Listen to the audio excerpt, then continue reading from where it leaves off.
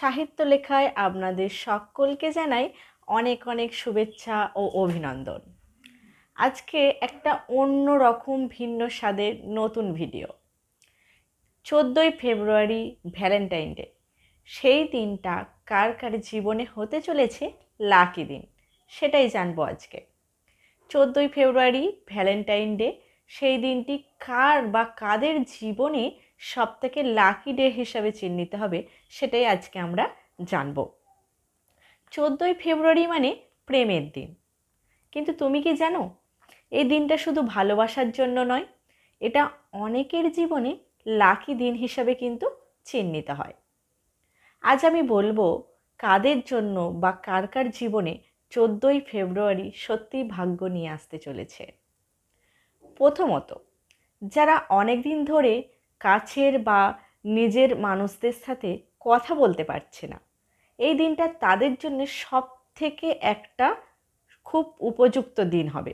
কারণ এই দিনে মানুষরা সাধারণত পজিটিভ মুডে থাকে, মন খোলা থাকে, তাই প্রপোজ, কনফেশন বা মনের কথা বলার জন্য এই দিনটি হবে সব থেকে উপযুক্ত একটা দিন।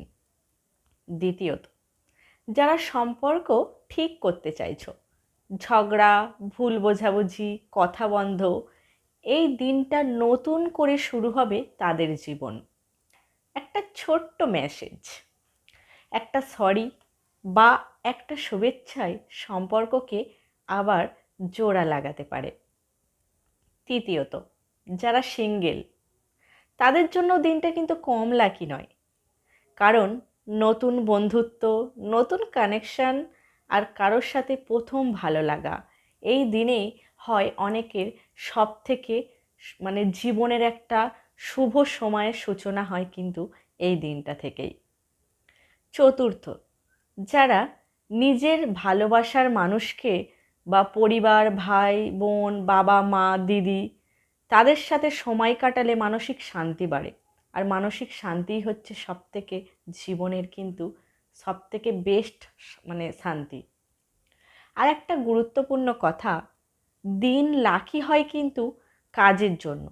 তুমি যদি কাউকে খুশি করো, কাউকে সাহায্য করো বা ভালো কিছু শুরু করো, সেটাই কিন্তু তোমার জন্য লাকি দিন হিসাবে কিন্তু চিহ্নিত, বা সেটাই হবে তোমার জীবনের সবথেকে লাকি সময়।